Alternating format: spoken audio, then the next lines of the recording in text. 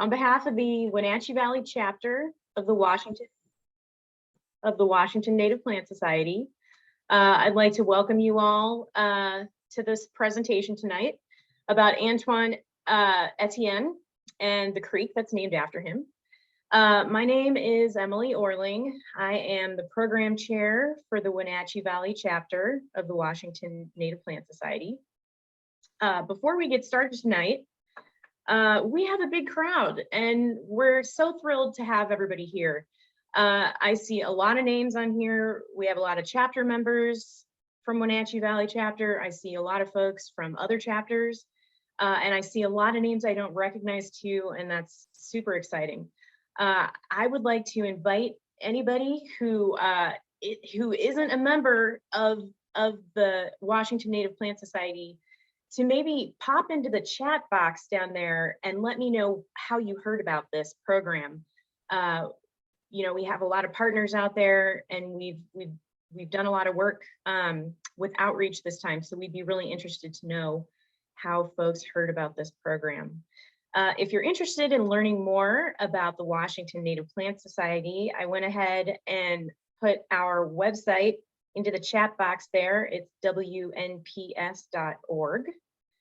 And on that website, you can find all sorts of really interesting things, including recordings of a bunch of other presentations similar to this that have happened over the last couple years.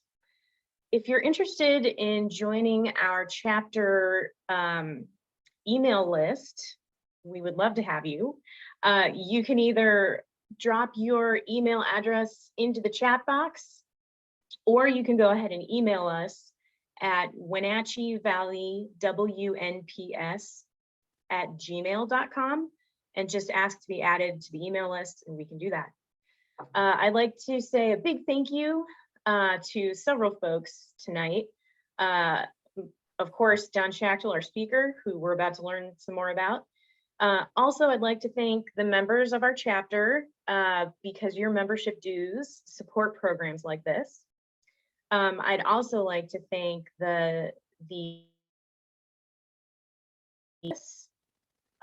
particularly Lorraine and Denise, who have hosted this Zoom event tonight, and for making all the technology happen. Thank you. I wanted to also let folks know, thanks Lorraine, about the next program that our chapter is hosting, which is going to be on February 17th. And it's going to be the second program that we're hosting about white bark pine. This one, the topic is white pine blister rust and white bark pine in Washington. And the speaker is Dr. Betsy Goodrich, who's with the Forest Service here in Wenatchee. All right, a couple of quick housekeeping items for the program tonight. You've probably noticed that you do not have video and you cannot talk. So just in case you're worried about how do you mute yourself, you don't have to, you're already automatically quiet. This program is being recorded and will be posted on the WNPS website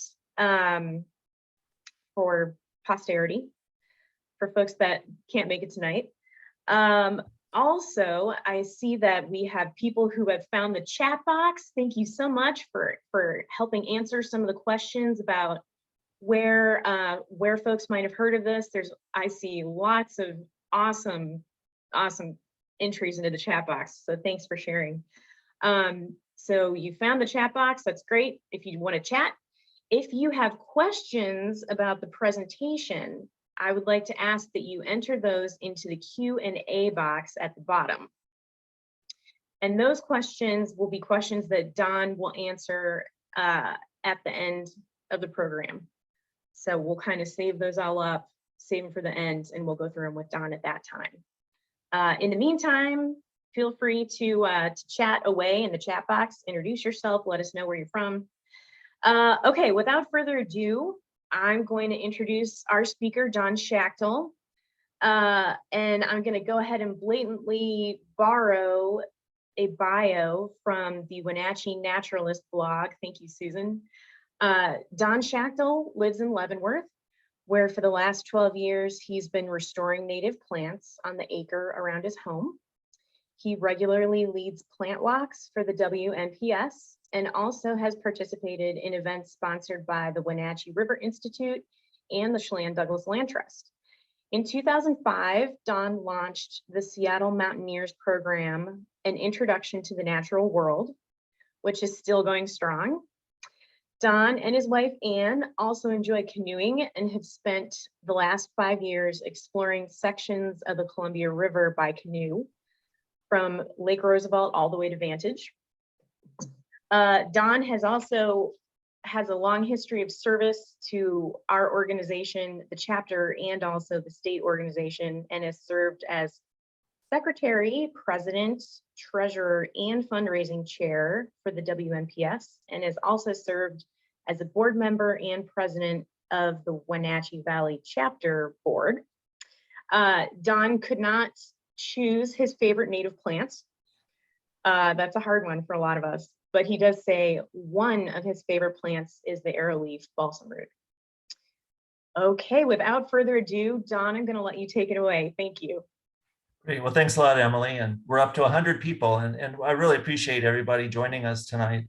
And also those of you that shared this with friends. I just looked through those chats and saw a lot of people heard it from a friend who heard it from somebody else. And I know Angie Orbit was very busy getting the word out. And I was just glad that all the chats weren't, well, Don told me to watch, and you'd all feel that I just was trying to drum up an audience. So and it also had a lot of encouragement from people as we were developing this story. So thanks again to everybody who's joining us tonight and those who helped share the word. Yeah, it's great. So presentation, I was talking about Antoine Etienne, who's a man that probably most of you were unfamiliar with. I know I was. And there's an Etienne Creek not far from where I live in Leavenworth. And we'll talk a little about that and its history, some of the mining history, and also some of the interesting flora there. So I know some of you are interested in diversity, and I just wanted to point out there's another presentation tonight that's being recorded. And so after, or probably in the next couple of days, you'll be able to find this. It's sponsored by the North Central Washington Equity Alliance and NCW Libraries. So if you check the libraries, you should see it. It's called Many Stories, One Community, Sharing Our Regional History. And it's two local authors talking about the diverse groups that made Wenatchee what it is today. So sounds like a great program. And unfortunately, it's the same time as this one, but it also is being recorded. So it's something to check out. So before we started, I wanted to make sure everybody knew where Etienne Creek was, since some of you I know aren't from the area. And so here's a map of the state of Washington. And that star in the middle is where Etienne Creek is. You see, it's pretty much in the middle of the state, west of Wenatchee. And I'll zoom in a little bit now, and so you can see a little more detail for those of you that are familiar with the area. And so that star is Etienne Creek. You'll see above that, to the north, Leavenworth and Cashmere. That's Highway 2 that goes Stevens Pass on the left and to Wenatchee on the right. And then Highway 97 is running up and down. We see that little bulge in the middle. That's the part that's the old Blewett Pass Highway cut off that loop, and it was very windy. If you've ever been on that road, you can still drive parts of it. And then down below you see Cle Elum, and off the screen at the bottom is Ellensburg. And so something to keep in mind, we're going to be talking about 1890 when Antoine Etienne was mining gold at that time was called Negro Creek after him. And there wasn't this road here. There was a trail from the Ellensburg area to the Leavenworth, Peshastin area that the tribes used to go. The Leavenworth was a big fishing area at the time, and also down by the Columbia River. So this was a trail through much of the time we're talking about in our story. So it would look different too. Here's a picture of what Etienne Creek looks like if you were driving on Highway 97 going north.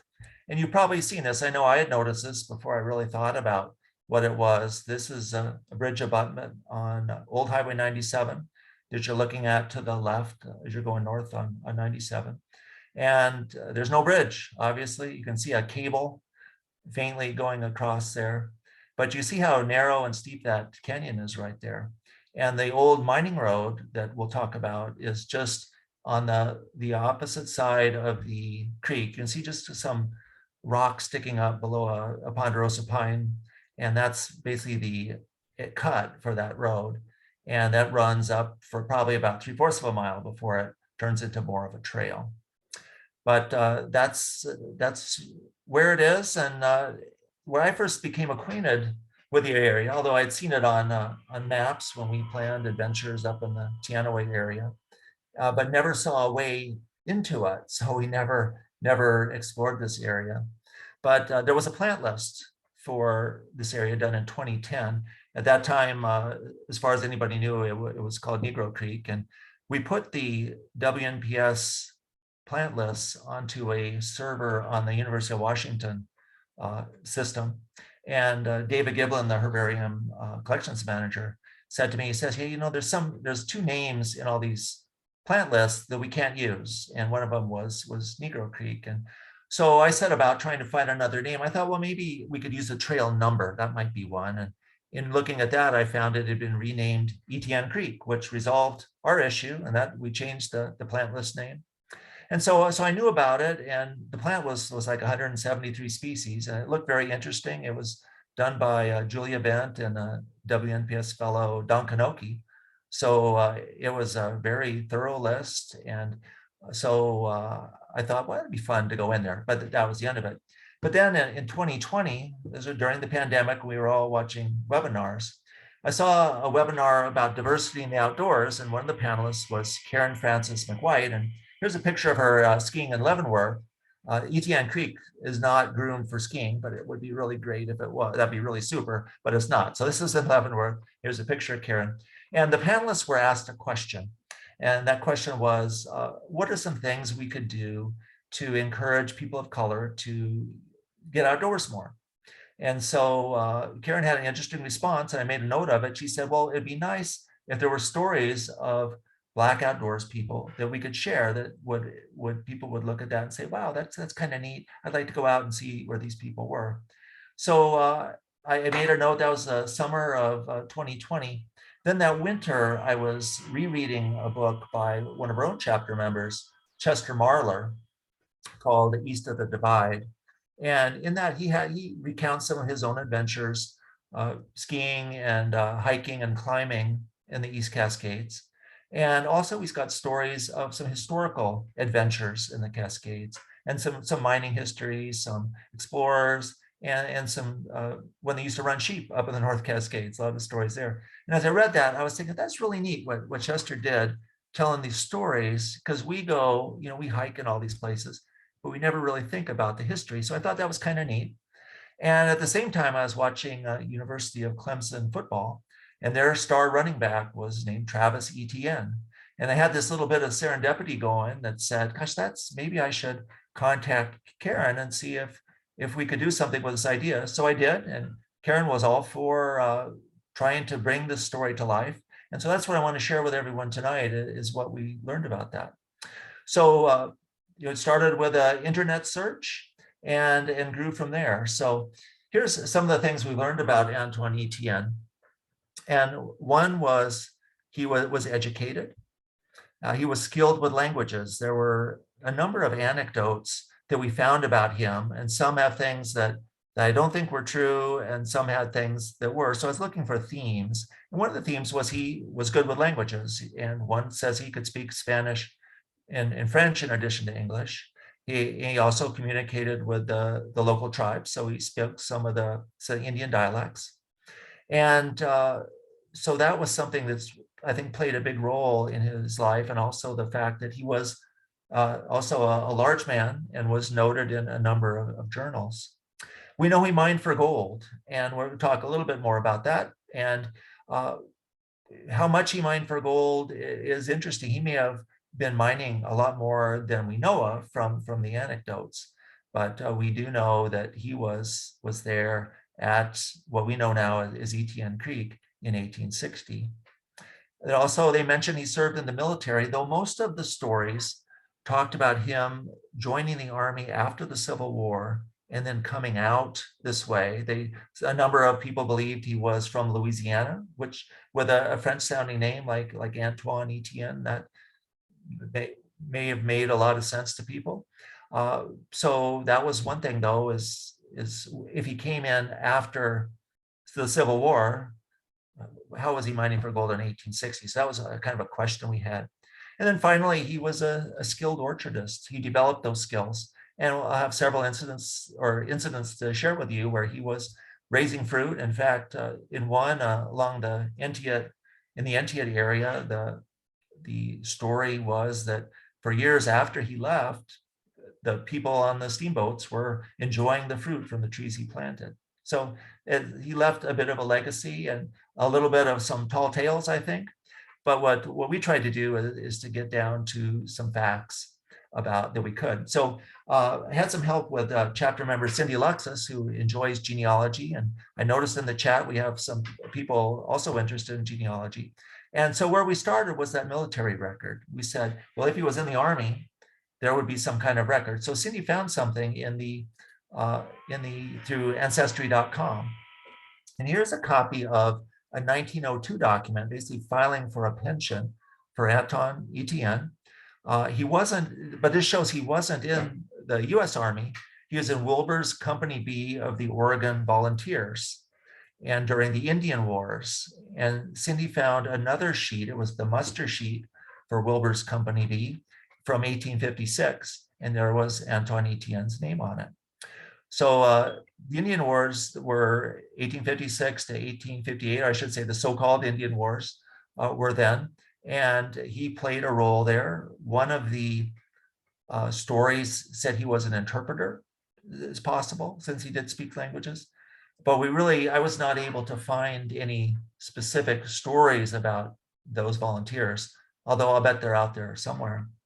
And one of the more important things that Cindy found was this card from the Oregon Pioneer Index, which shows is written by hand. Is when he was still alive, so it was sometime before 1904.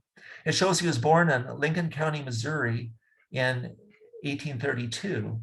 And so Lincoln County, that's near St. Louis, and his ancestry African, Spanish, and French. And that could account for his knowing Spanish and French also.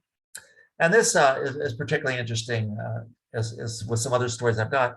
He started for Oregon in April 1849 from Lincoln County, again near St. Louis. And that was the days of the Oregon Trail. And a lot of farmers were migrating to Oregon, where they had heard that there was just abundant land available, that it was great for growing crops with terrific weather. And their wagon trains were regularly headed west. And they traveled via the plains. So that would have been the Oregon Trail. And it shows his first location in Oregon, Marion County, which was Salem's the capital now. So that would have been south of area between Portland and Salem. And by the way, at this time, Oregon wasn't a territory yet. It was a provisional, there was a provisional government there. And north of the Columbia River was an area still disputed between Britain and the United States.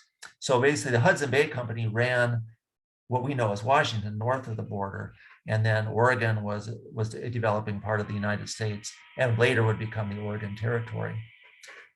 So you notice here too in the bottom, his present residence at this time was Mabton, Yakima, and that's where we're going to end our story. His last 30 or 35 years of his life, he lived there. And it shows his occupation as a farmer and mechanic. And so we know he was a farmer. He had an orchard there, and a mechanic, not be surprised. So our interest then is his gold mining. But there's one thing we discovered in our research that is particularly interesting and I wanted to show you. And that was one of the things we looked at was the African American Experience Database. And we accessed that through the University of Washington, had a copy of that. And David Giblin was helping me with this. So he was on the database in Seattle and I was on the phone here in Leavenworth. And he found this, this entry from 1844. It says, George Bush, a free black, travels with a party of Missouri immigrants on the Oregon Trail. When Bush reaches Oregon City in November, he decides to move to a sparsely populated area north of the Columbia to avoid the exclusion law. His decision encourages other settlers to follow. Eventually, they petition Congress to create the Washington Territory.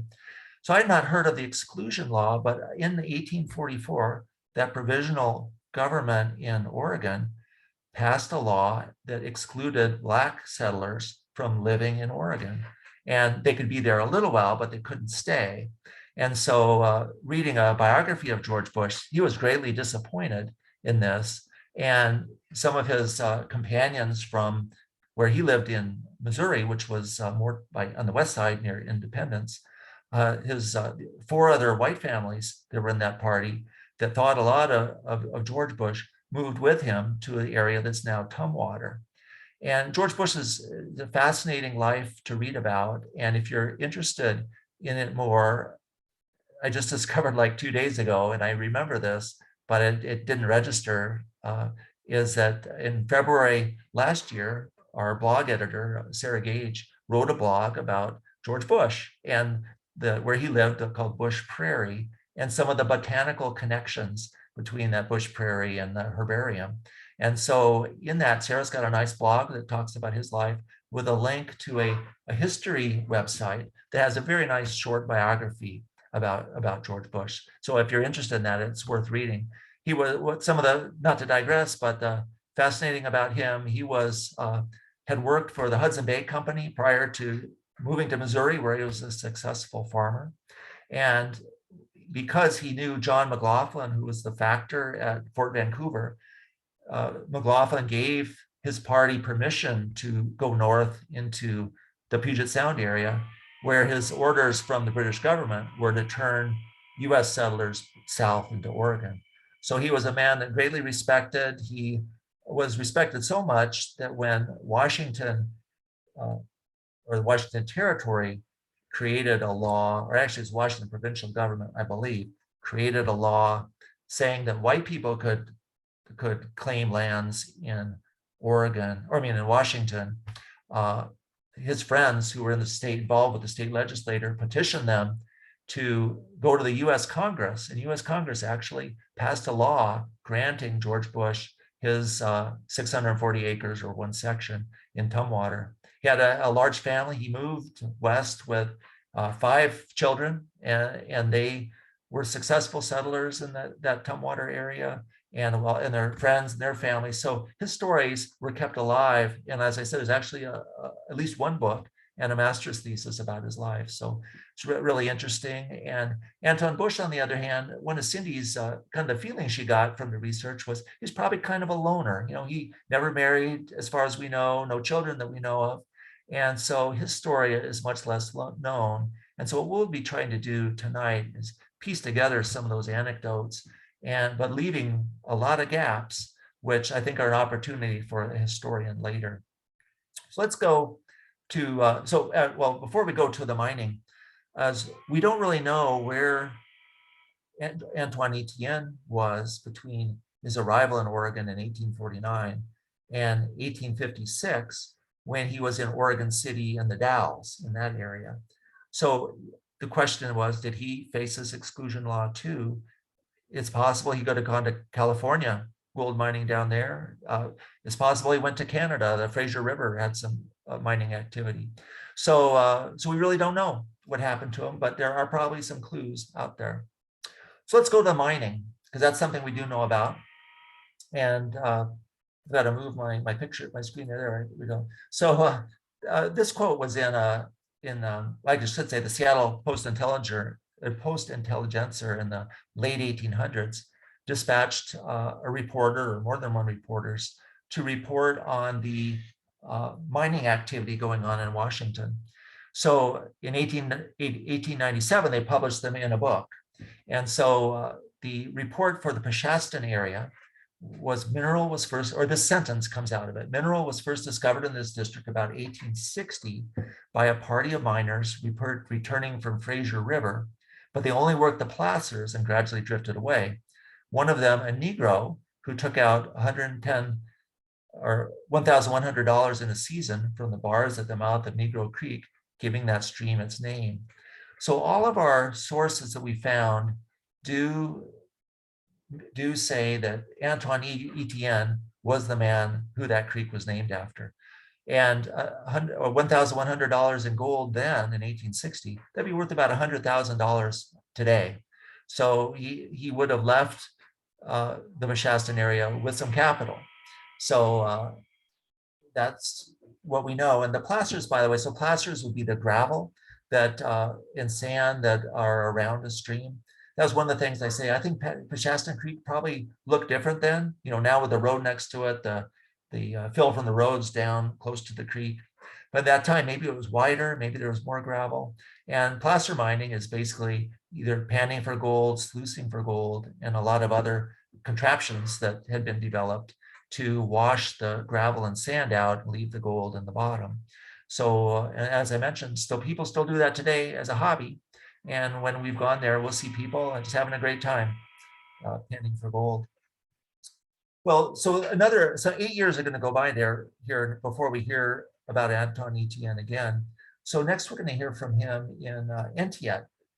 So this is a picture from the Entiat City Park, which is recently fixed up, is really nice. And this is Chief Chilko Schaechtel. I've been practicing that all week. Chilko Schaechtel. And he was, Antoine Etienne lived in close proximity with the chief. And he raised peaches there. That's where I mentioned the steamboats years later after he left, enjoyed the peaches from the trees he planted. Chances are that's all underwater now from the dam. But an interesting story, in fact, I should say that this picture is chances are Antoine Etienne stood in the same spot and saw the same view minus the sculpture. So I think that's kind of interesting. But Wendell George, who's the chief's great grandson, told me this story about Antoine Etienne, that he said his father passed along the story that Chilko Schaechtel had some daughters, and Antoine Etienne took a little too keen of an interest in them. And the chief felt they were too young for that kind of interest. And he and Antoine had words, and it ended up with Antoine moving north about 30 miles to what's now named Antoine Creek near the Wells Dam. And there's a road, Anton Creek Road. And that's a place I haven't been. And that's another place that might be interesting to look, just to learn a little bit more about him. So the next time we hear of Antoine Etienne's the 1870 census. And so that's brings him down to Mapton that we mentioned earlier. And so that star is where I think he would have had his farm. And the reason I think that is because there was a Prosser pioneer named Harry Fisher, and he wrote a journal about his life in Prosser in the early 1900s. And so writing 60 years later, he wrote about recalling as a young man, seeing a Black man bringing peaches down the railroad tracks, which would be from that star, that's the Yakima River right there. So from that star on the south side of the Yakima River around the railroad tracks, carrying those peaches, 2 bushels over with a yoke with one over each shoulder, walking the 6 miles to Prosser to sell his fruit. So, and he said he lived in a shack, so not grandly, lived in a shack on the Yakima River where he had his orchard.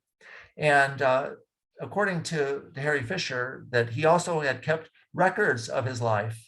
But unfortunately, after his death, that those records, the shack burned, the records would have disappeared. So we lost what would have been, I'm sure, a tremendous autobiography of a pioneer.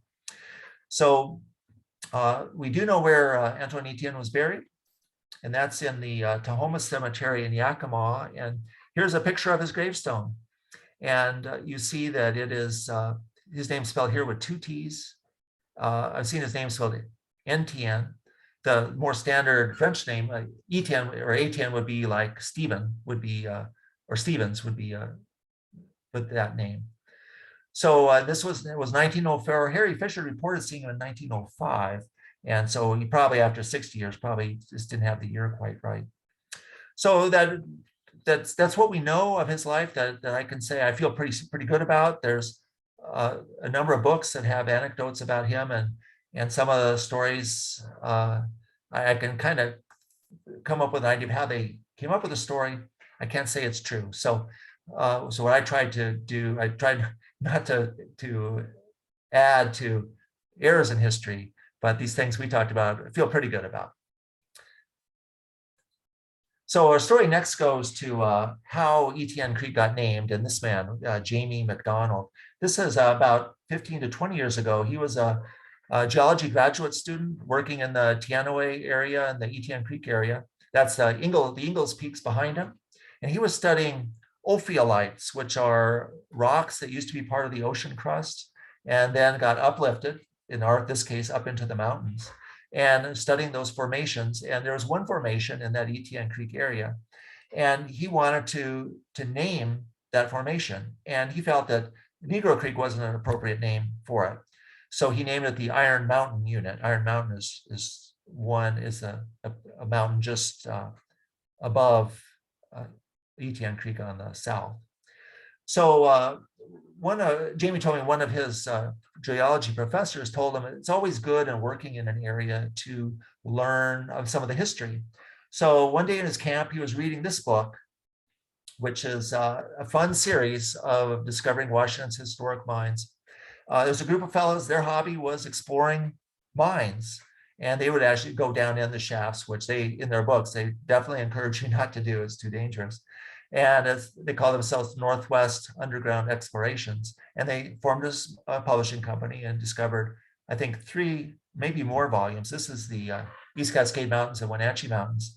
And Jamie was reading in this book, and in it is a page that talks about Antoine Etienne and quotes that article from the Post-Intelligencer.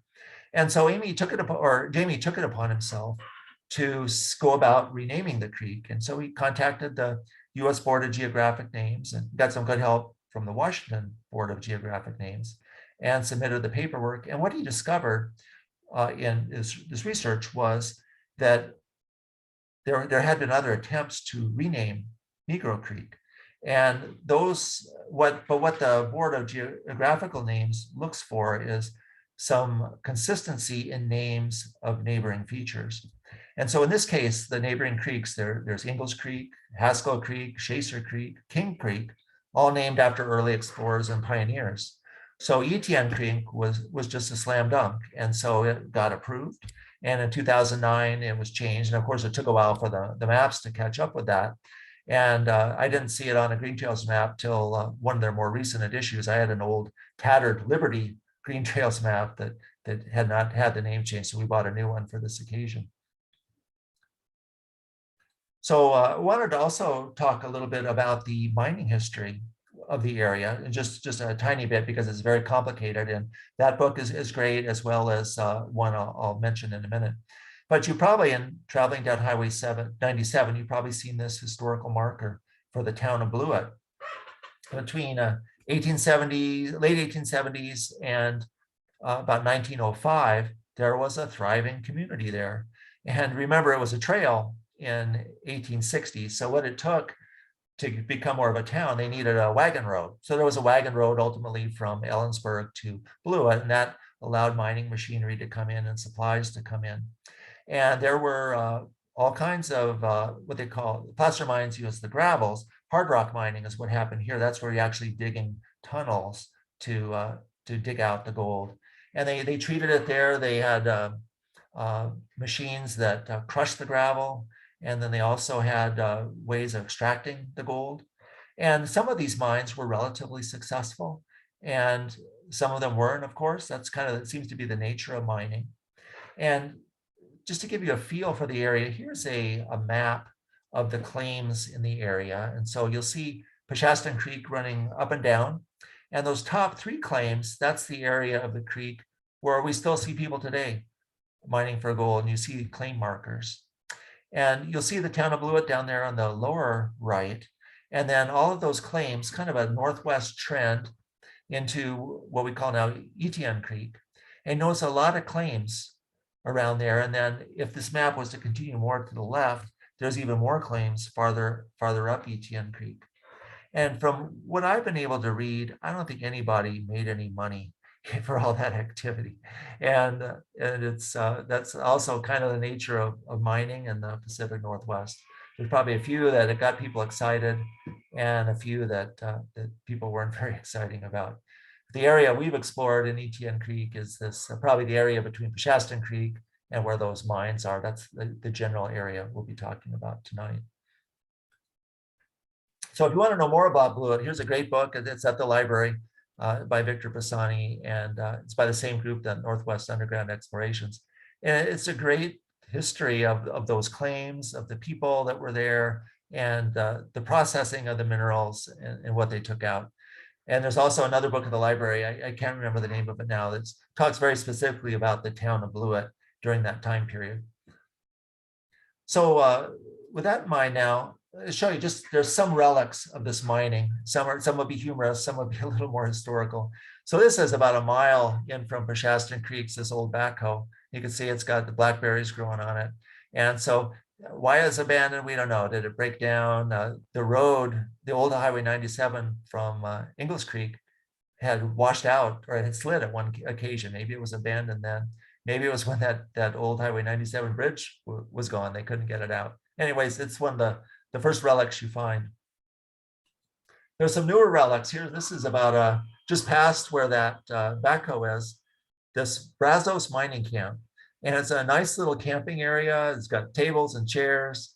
And in all that, we made 5 trips there last year and never saw anybody here. In fact, we only saw 3 people the whole time, but there were signs. There was ATV tracks coming in.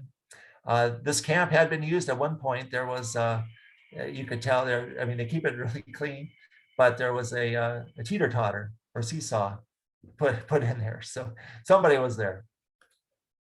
There's some older machinery. So this is actually more of a relic. I have no idea what it is, but it was, so you can see it had a place for somebody to stand up above and probably put gravel down there to wash down and hopefully get some gold. Then farther up, this is about the 3-mile mark. This is a whole trail. That's not a very, very pretty relic. And believe me, it's not habitable. When you look in it, it's kind of scary. But we think this is where in about 2001, 2002, Jamie met a man who was doing some mining still up there. He said he and his father mined up there. And so obviously you could drive this far at one point, and that's where they lived. And he said it wasn't in good shape then. So it's probably the same trailer. A little farther on, there's this shack. You see the yellow clay marker on it. And it doesn't look very good inside either. And but you can see some more recent signs of habitation. You see that LP gas cylinder down there. Some tools. You see that Caldo mine, which the maps show on the north side of Etienne Creek, was one of the later commercial mines. And the road, I mentioned that old Highway 97 slid. Somebody bulldozed it back out, and that might have been to get to this Caldo mine. And you notice also in the back right, that big cedar. And we'll talk later about, there was a Cedar Grove campground, not quite this far. And there was indeed a grove of some nice looking cedar trees there. So, and when we talk about the Flora, we'll talk a little bit more about that. And here's another mining relic. You figure that was from some piece of either mining machinery or a tram possibly to bring down ore, and a more recent folding chair. So let's shift gears now and talk about the flora. And I mentioned Don Knoke and Julia Ben had created a great plant list, which is one of the things that got me interested. And one of the reasons there's so much diversity, we've got that list now up to 210 species. One of the reasons there's so much diversity is you notice in some of those pictures by the creek, it's very lush. You've got these moist creekside plants. You've got western red cedar much farther east than you would expect it. And grand fir would be down there close to the creek. And then up above, you've got those really dry slopes with ponderosa pine and Douglas fir. And so you have a kind of a hot, dry north and south aspects, you've got a moist creekside area. In the dry aspects, you've got serpentine soils, which kind of have their own unique flora. And so it makes for a lot of diversity, not a lot of any one particular species. So it's not like you go and you're overwhelmed by a particular, like here down in Leavenworth, if you come at the right time, you look at the hillsides, they're covered with arrowleaf balsam root, and you say, wow, that's amazing. You don't get that here, but you do get lots of interesting things. And we'll take a look at some of them. And I was fortunate on one of those WNPS trips this year to be joined by Catherine Demerit, who has a book, Wildflowers of the Leavenworth, and she took a number of terrific pictures, which we'll share. And I'm going to use common names tonight. I think it does two things. One, it saves me the embarrassment of mispronouncing some scientific names, and it also probably is of more interest to our audience. And those of you interested in the scientific names, I encourage you to go to the plant list, and you can find that at the WNPS.org. And one of the tabs is plants. Click on that, and then there's one for plant lists. And then you can either search Etienne Creek or go to Chelan County and find it alphabetically. So this is a wormleaf stonecrop, and these are close-ups. So wormleaf stonecrop flowers, that's about the size of a nickel across, I'd say, maybe a dime. And so it's not a very big flower, but these pictures really let you appreciate how beautiful they are. And this is in the very hottest, driest places. You've probably heard of stonecrops called sedums. And so that sedum genera is likes dry places. It's like a succulent. And here's another small dime-sized flower. This is a little leaf montia. It also is found in like this was in a moist crack in very dry soil. So it's kind of a specialist, and it's has some succulent kind of leaves also, but just this picture is very delicate and pretty flower. And here's another plant of dry hillsides. This is strict buckwheat, and it is one of several buckwheats that are found here. There's tall buckwheat and also northern buckwheat within very close proximity to this. And then farther up the trail is actually Alpine buckwheat, which was interesting. It's not on the plant list because it's actually beyond the scope of the plant list. I stopped it before that plant. And then you get to the moist areas. Here's goat's beard, which if you've been up Stevens Pass, Snoqualmie Pass, you see it growing along the side of the road. And these pictures were taken, by the way, in late June, I think the last weekend in June. And so that's a great time to go. When we talk about going there are some hazards you need to be aware of, though. And this was a real treat. This is a mountain lady slipper right across from the first stream crossing. The only plant we saw of it, and we got it probably just past its prime. But again, it's a beautiful flower. And I hope that when we go back, we'll find more of it. And then I mentioned that Cedar Grove campsite, very interesting place. It was indeed an old cedar grove. There apparently used to be a structure there. We didn't find any sign of it. You notice some burned out tin cans behind this white wintergreen, but that kind of comes with the territory. But this white vein wintergreen, you see the white veins in the leaves. This is a great example. And really, we found it at an ideal time. This is a plant you see fairly commonly in the mountains, but it was just it had the right lighting and just right for pictures. And this plant was a real treat. This was our second trip, which is in mid-July. And while I was looking for another plant, which I've got a picture of next, Kate Walker, who was with us, looked the other side of the trail and found this rattlesnake fern. And I had never seen one before, and a very interesting plant. Again, the only one. I'll bet there's more out there if we look again. But it's a different kind of fern than the usual fern. The other ferns that are there's in the dry areas, there's lace fern, there's bracken, and lady's fern. This one's just a little bit different. It's got promoted to its own genus this recently with all the renaming of plants. So here's a plant. This is a nickel-sized plant again. This is Single Delight. We found it on that first trip. And just a little plant, maybe 4 inches tall. And I think when Catherine got this picture, she was down on her hands and knees looking up into it. But it's very delicate. It's in the Heath family. And when we went back, we were there like 3 weeks later, and this plant wasn't there. It's one of those that comes up, disappears. And it's one that's around lots of places. This is probably only the second time I'd seen it. And here's one that's probably familiar to many of you, the orange honeysuckle. This one just starting to bloom in that the end of June. Very pretty plant, very bright, vibrant colors. As is a tiger lily, which is one that everybody loves. This was probably in that late June trip, one of the more abundant flowers that we saw.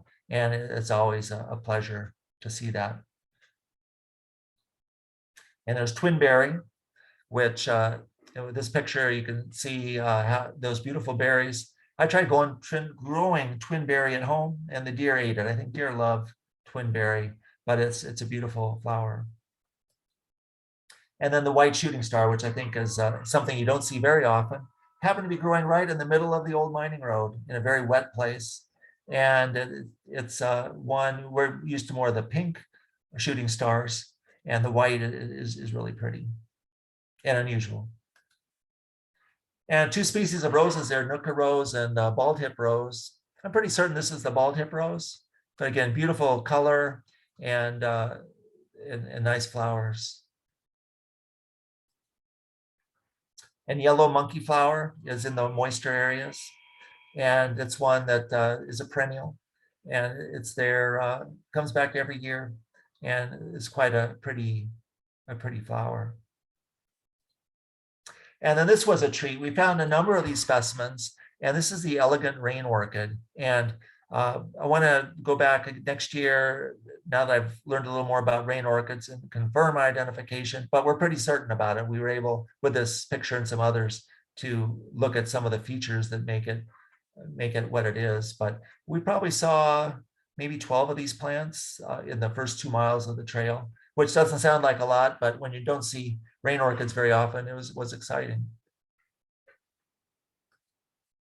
So let's talk about that walk now. And this is that same bridge we saw with the snow on it, the abutment. There's that cable. And so this is from the north side, having walked 2 miles from the Ingalls Creek trailhead. And so looking down, you can see Etienne Creek. And the hazard I wanted to mention is high water. And so early in the year, in June especially, the creek is probably going to be too high to safely cross. So what we did on this first trip, we'll show you a picture of a bridge we were able to get across and get a little over 2 miles. But we were here a month earlier, Ann and I came, and there's no way you could get across the creek. It was too high. So that's something to keep in mind. We'll talk about some of the timing in the creek. But coming in this way from Ingalls Creek, it's a 2 mile walk to this point and on the old mining road. And you can still see quite a few interesting things. The other approach would be in later summer, say in August, is from the opposite side of this bridge abutment. About a mile away, there's a turnout and a number of mining claims that you can walk that mile to the same point. And then there's a little path that goes down to the creek, and you can hop across the creek or wade across the creek, or if you're lucky, there might be a log. But I don't recommend that till later because, as I mentioned, crossing the creek can be dangerous. Not necessarily that you will get wet, but there is a lot of debris in the creek. You could get pushed under something, and that's the way people do drown, is they get caught under debris, and the water is so powerful they can't get themselves out. So let's take a look at the trail now, and you see how moist it is down there by the creek. So here we are on the trail. So this is our second trip in mid-July. And one thing I should mention, remember how hot it was this last summer. The creek really was not, the creek trail along the creek was really not that hot. It got a little hot on the exit on the hike back to Ingalls Creek, but down in the creek, it wasn't too bad. But you can see how hot and dry it is on the left. On the right, you can't really see, but that's the creek side.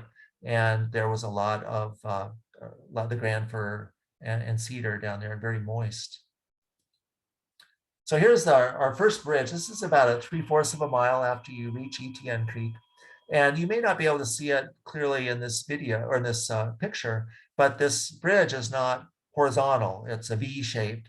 And 2 weeks later, we were there, or 2 weeks earlier, we were there, and the bottom part of the bridge was underwater, and we elected not to try to cross it. And you can see some of the debris on the downstream side, which is our left, that should you fall off the bridge, it would be easy to get trapped under something. So that was one where we thought it was better to turn around and try another day, which we did. And then the next weekend, Ann and I came in and the bridge was not covered with water. That's when this picture was taken. We were able to get across and explore another mile or so on the other side. Then our trip, the end of June, we got across and explored. Mid-July, same thing. And then in August, I'll show you some pictures of farther up the creek. So here you see, actually, this is about 2.5 miles up the creek. You can see that the road's still in pretty good shape, pretty wide. And here we are taking a break. I believe this is where we turned around here.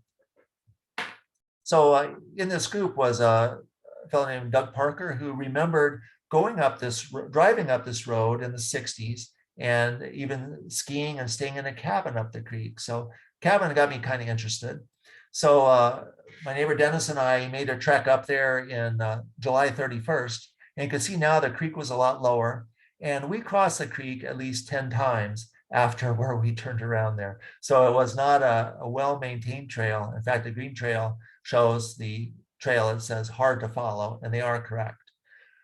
And then here's me crossing the creek also. So we got practice hopping on rocks, crossing on logs, and waded a couple times to get across the wider stretches.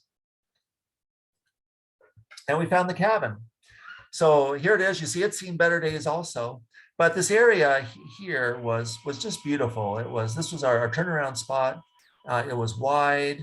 It was, I saw one of the things that, one of the descriptions I read about this area talked about an area called the park. And I think this is what they were talking about. And it's open. This is looking towards the Teanaway area and Navajo Pass, which is about another 3 miles ahead. And this area would just be terrific for setting up a base camp and exploring. The Iron Mountain of the unit name from the geology studies is to the left, to our left. And then a mountain called the Three Brothers is to our right. And there's a lot of interesting botanical collection done there in the Three Brothers area. It's again, this high subalpine serpentine kind of soils. And that's an area I'd love to get in and explore. And here it's kind of a bulbous bluegrass lupin sort of community here with Douglas fir and ponderosa pine still. I think this is like 3,600 feet or so in getting into Douglas fir. Not Douglas fir, grand fir in here too. And there's also northern goldenrod, which was really beautiful. And then this is a wood nymph butterfly that they happen to be a lot of them out there. So you couldn't take a few steps without seeing one, which was kind of neat. So that concludes my slides. And so I'd be interested in answering any questions you have that I can answer. And granted, there's a lot we don't know, but I'd be glad to share any questions we have. And I know Emily was going to be monitoring the Q&A boxes. And so I will stop sharing my screen and be glad to answer your questions. All right. Thank you so much, Don, for that presentation. Super interesting, fascinating. You've clearly done a ton of research on this, so thank you for sharing that. We do have several questions. Just as a quick reminder to folks, if anybody has questions for Don, feel free to ask them in the Q&A box at the bottom. We have a few questions and plenty of time, so if anybody wants to, feel free to add. We have a couple right off the bat, Don. So you mentioned that you had previously done some WNPS hikes to Etienne Creek. Do you have any plans to do more? Oh, good question. Yes, I do. We'll do at least one this coming year. And so and we'll list them in our on our chapter website. And so, yeah, I encourage anyone who's interested. It's a lot of fun. Excellent. Just for my own curiosity, you might have said this and I missed it, but how long is that hike? How many miles? Well, it's one of those things that like people, when we go up the Icicle Ridge Trail in Leavenworth, people say, how far is it? And I say, well, it really depends on how far you want to go. So if you start from the Ingalls Creek trailhead, it's 2 miles to Etienne Creek. And then probably on a good trail, it's probably another 3 miles. So that'd be like a 10-mile round trip. And then from there, it's probably another 2 miles to where the cabin site is. And then from there, you can go another at least 3 miles, which I haven't explored that area yet, up to Navajo Pass. And from there, the world is your oyster. You can go as far as you choose. Awesome. Okay, it looks like I might be having some technical difficulties on my end, so apologies. Can you hear me, Don? I can hear you, yes. Okay, good, great. I might have to turn my video off. I'm getting the spinning circle of death here. Uh-oh. But in the meantime, I can still see my questions, thankfully. One question is, in your research, Don, so now these are kind of earlier questions, so we're getting back to the kind of earlier portion of your talk here. In your research, did you learn about any other African Americans that were living in the area who may have had places named after them? Yeah, that's a good question. I saw on the internet, there was a lake in the North Cascades, I think near Schaechtel, that the lake was called Coon Lake. And I always thought it was for raccoons, but apparently it was named for a Black man there. And I can't remember his name, but I know there was some research that I think the North Cascades National Park was doing. And there was also, I know in the Cle Elum area, there were some Black men working in the coal mines, and I don't know anything about those. But the George Washington Bush story is fantastic, and I would encourage the person who asked that or anyone else who's interested is to check out that blog and read about his life. It was truly amazing. Awesome, thank you. Let's see, some more questions about the historical aspects to your talk. Mara's wondering if you found much information about the local tribes during this mining period history, and what the interactions may have been like between the miners and the Native Americans.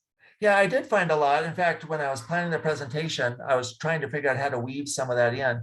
And it's a very convoluted story and complicated. But basically, in the early days, the relations weren't good. And the thing of those Indian wars, the 1856 to 1858, as you can imagine, the tribes were starting to see all these white people coming into the area. And there were negotiations going on. In fact, at one point, the entire east side of the Cascades and into the Columbia Valley was going to be designated as tribal lands. But especially with gold, all these settlers start coming in, and some of the tribes would say it's inevitable, they're too powerful, we can't do anything about them. And then other tribal people or people within a tribe might say, gosh, we've got to fight. And you could picture that today. Some people are going to want to fight. Some are going to say, well, it's a fact of life. We have to live with it. So in the early days, the reason the miners traveled in groups like that was for protection. And it wasn't pretty times. There were cases of miners being killed and Indians being killed too. So it's very interesting. There's a number of books written about it, in fact. And like I said, I chose not to talk about it because it becomes a story in its own almost. Interesting, thank you. Let's see, we have another question. Wondering if you know if there are any current mining or gold claims on Yeah, so are there any claims left on Etienne? Absolutely, yeah. As you go on the road, there's a lot of those yellow mining claim signs, and along Peshastin Creek, a lot of them also. So yes, definitely. But like I say, we never saw a lot of people. You see people panning for gold in Peshastin Creek. I've yet to see somebody actually working a claim in Etienne Creek. All right, thank you. And like I said, sorry, I had to turn my video off because of, I think things are slow and frozen. Let's see, what else do we have here? Okay, so Joy is wondering, what kind of wildlife did you see on your Native Plant Society hikes? Yeah, for wild animals, we didn't see a lot. Now that you mention it, we always look for birds, and I remember we had a good bird sighting. I can't remember now what it was, but yeah, I don't think we saw any deer. I don't think we saw any small animals, maybe some squirrels or chipmunks. But yeah, it was there wasn't a lot of wild animals.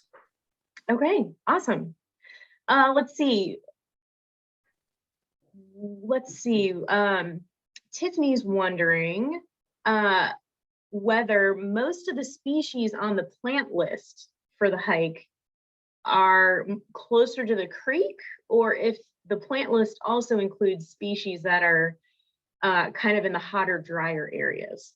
Yeah, so we kind of used a corridor when we were doing this. So it's basically what we could see from the trail. And so we could see things, and when it crosses the creek, of course, we're in the creek.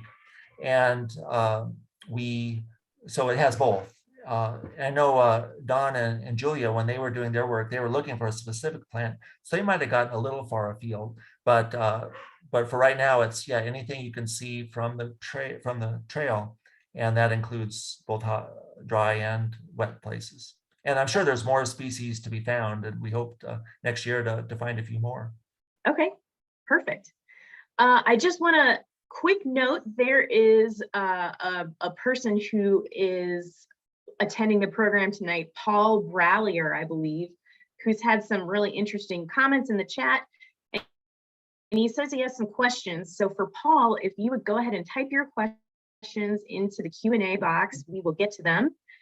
In the meantime, while you're working on that, we'll go ahead and ask a couple other questions. So Nikki's wondering if in your hikes in the area, Don, if you saw any evidence of planted gardens like first foods for medicinal or nutritional value. Yeah, we didn't see anything, but the forest just takes over in those cases, and you saw what those the trailer and the shack, what it looks like around them. So yeah, so if there was something like that, it's probably long since been covered up by new things. Got it. That makes sense. Let's see. Speaking of trailer and shack, there were a couple questions about that. There was a question, do you know, Don, how far past the bus and the shack is the cabin that you showed the picture of? I want to say it's probably about 1.5 miles to 2 miles. And the trail gets kind of rough there. So part of the time, Dennis and I were kind of crashing our way through the trees, trying to figure out where the trail was. So then you kind of lose track of the distance, but I'd say probably 1.5 to 2 miles. Awesome. And you can see it on the Green Trails map. You can see it, it's where the green dotted line ends, is where the cabin is. Okay, excellent. Let's see. Another question about the trail itself from Jenna. Jenna's wondering, isn't the first mile or so of the old road leading out of the Ingalls Creek trailhead on private property? It's a great hike and it would be nice to have legal access. Yeah, there is private property right at the very beginning. And I'm looking at the Green Trail, or the Green Trails Liberty map right now. And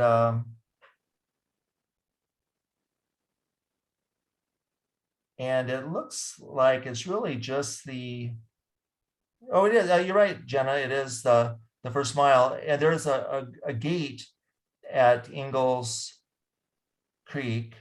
And we have used that road walking. Yeah, it certainly wouldn't drive. So yeah, if our access is illegal, we don't know it. So I think because it's Forest Service land, I think there's still access, but I'm going to look into that. That's interesting.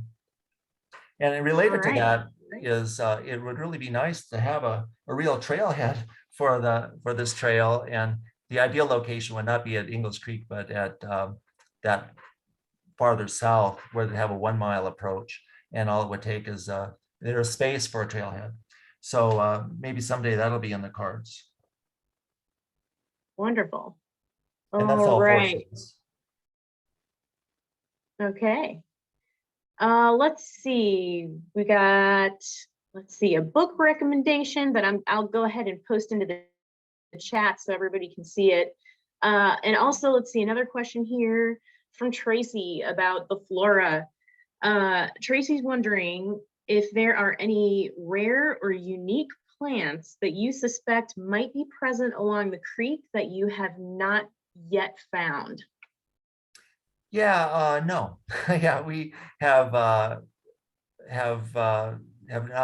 really thought hard about it, but that's one of the things about going back is it's always fun to look for other plants, and each time you go you see new things, so we're kind of looking forward to maybe finding something that's unusual. Awesome. Let's see, another question. Carrie's wondering, and you might have stated this at some point already, but it doesn't hurt to ask again. How long was the hike from the trailhead that you chose all the way to the log shack? Well, when Dennis and I went, we went from the south, and so we had a mile approach to Etienne Creek, and we figured our entire day was 10 miles round trip. Yeah, so it's easily doable in Okay. a day. Okay, wonderful. We have another question wondering when the video will be available. And Jane, it kind of depends. It takes a little bit of editing for the state office to get these things up. So I would say look for it in maybe a couple of weeks. Let's see, Don, back to you. Kirk's wondering if you have any thoughts about possible snowshoeing or skiing in the area. Well, we did. We were there last weekend. When I got that picture, we were going to drive out to get the picture from Highway 97, and took our snowshoes with us. We said we might as well go check it out. We've snowshoed before from Ingalls Creek Trailhead, which they do plow. And so, yeah, so we snowshoed. We got halfway because there's one place where the old Highway 97 gets real narrow, and there was with all that snow we had, it was quite a slope, and it was quite exposed, and the snow was kind of hard, and we were just out for some exercise, so we turned around. So but last year we snowshoed in there, and it was great. So yeah, and once you're there, you could get to the creek crossing, and that would probably be, without a bridge, that's probably would be the end of the line, but it's still a nice snowshoe destination. Okay. But I wouldn't go in the next month. Good to know. Thanks. Let's see. Oops, sorry, just give me 1 second here to figure out where we are. Let's see, somebody, an anonymous attendee, states that it would be wonderful to be able to share this story with others. And they are wondering if there's a written account of the research that you've done and others have done. Don? Yeah, well, probably for right now, the best account is just yesterday on the WNPS blog. Sarah posted a blog that I wrote with pretty much what we talked about tonight. I don't think there's many additional details. And so by all means, share that blog with people you think might be interested. That's awesome. That's a great resource. Yeah, so to find that, you go to WNPS.org and scroll down to the blogs and click on blogs, and it should be, or you just, I think there's a search field. You could type in ETN or the diversity link. Perfect. And I invite somebody who is maybe having fewer technical difficulties than I am to maybe go ahead and locate that blog and maybe type the web address into the chat so that other folks can check it out if possible. Angie, I know you were on top of some other things earlier, and I really appreciate that. Let's see, lots of compliments here, Don, on the research. It's clear that you've done a lot of work on this. Let's see here. Connie McCauley is wondering if Don Knoke was looking for a particular plant or if he was just interested in generally in the flora. Yeah, he did have he and Julia had a particular plant they were looking for. And I don't know what the etiquette is now on rare care, so I'd rather not say, but if anybody wants to know, they can call me. Okay, that sounds good. Probably a great idea. Let's see. Just kind of trying to curate the stuff. Oh, here's so Paul, I see your text here. My family camped at Cedar Grove in the late 50s and 60s. My father went up from there. I would love to talk to you about that. So I was going to mention this later. So if anybody is watching and has some information that they'd like to share about the area or about Antoine Etienne, probably a good way to reach me is I have a WNPS address. And so I'm the chair of the fundraising committee. So the address is easy to remember. It's fundraising@WNPS.org. And I would love to hear and talk to you about information, especially about Cedar Grove Campground, because it seems like that was quite a place at one time. And it shows, oh, there's my address. Thank you, Angie. Yeah, if any, and I won't ask you for money. It's a fundraising, that's a different job. So it would be great. Yeah, Cedar Grove, I've got a lot of interest in that just because it looks like it would have been a great place to camp. Awesome, thank you. And it looks like a couple folks have put in the link to the blog. Thank you, Shannon and Angie. Thanks, Angie, for including Don's email address. Paul, thanks so much for that information that you typed in there. That's, that might go a long ways to kind of help fill in some of the gaps about the history of the area. So thanks for sharing that. I hope you're able to get in touch with Don via that email address in the chat. And it looks like, I think we're kind of coming up. Oh, Lori Malmquist has some comments about some of the plants. Thank you, Lori, for sharing that. I did see a chat from Gregory who asked what we know about Antoine Etienne's death. And that's one of those areas with conflicting information. There's, I think one thing says he died of pneumonia. Several things said that he was on his way to Vancouver to look into that pension for his military service.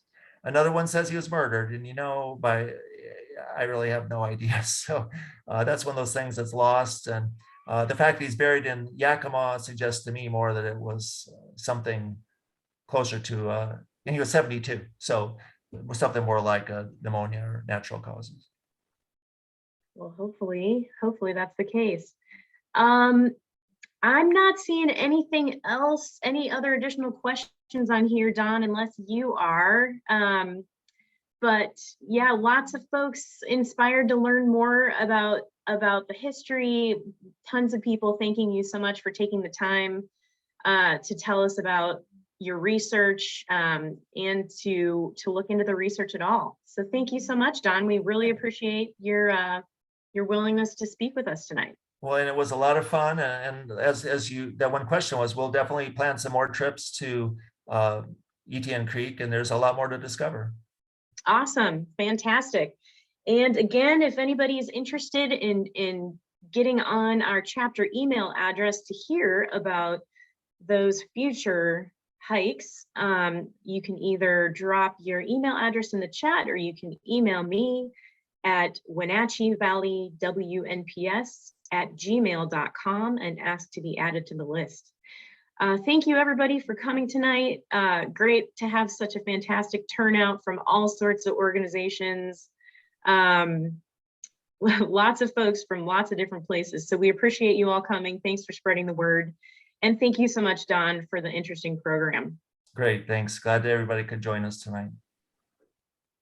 All right, Don, have a nice evening. Thanks, bye-bye. Bye.